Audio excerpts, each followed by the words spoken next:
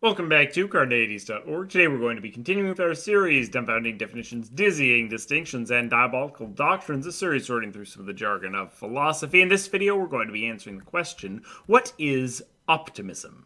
Now, frequently, optimism and pessimism are thought of as general dispositions or psychological states, not deeply held philosophical positions. In the colloquial context, an optimist is someone that looks on the bright side or that sees the glass half full. In the philosophical context, though, this is taken to the extreme. A philosophical or Leibnizian optimist believes that we are living in the best of all possible worlds. In other words, the world as it is now is logically as good as it could possibly be without a logical contradiction. Every other logically consistent possible world is worse than the actual world that we live in. No matter how bad things seem for you, it is a logical impossibility for them to be any better without making someone else's life even worse.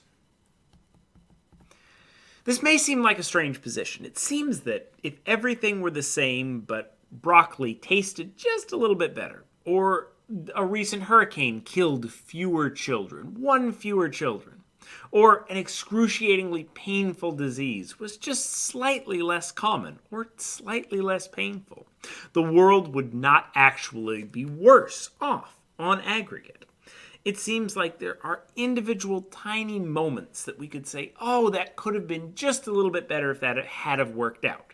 We seem to have those counterfactual statements and say them all the time. It would have been better if this had have happened.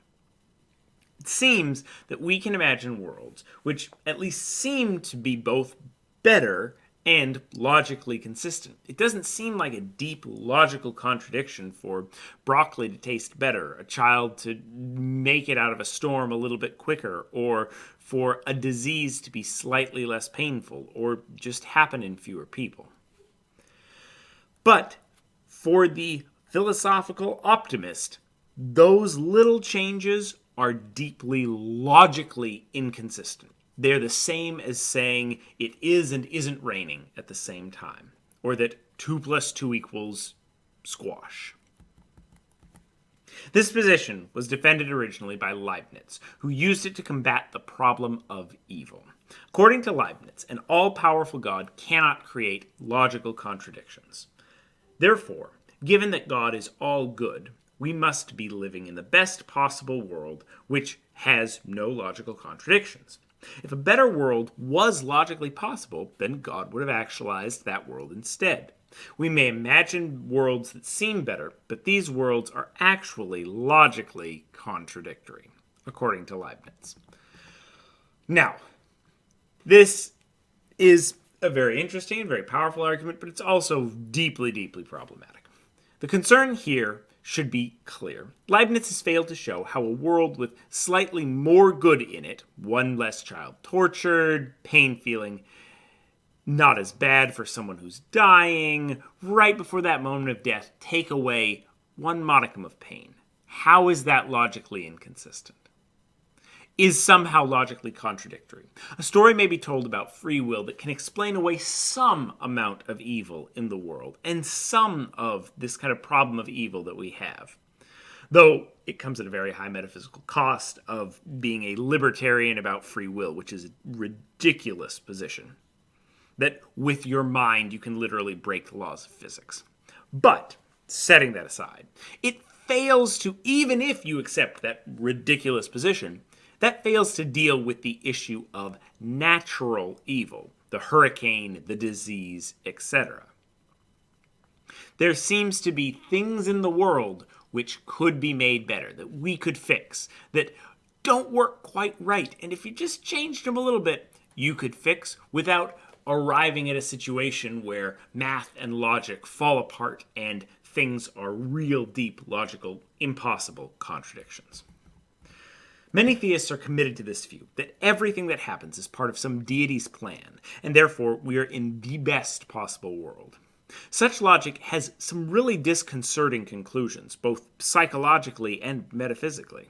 You should not wish that anything in your life happened differently, as it was part of the best possible world. If something had have happened differently, it would have been worse.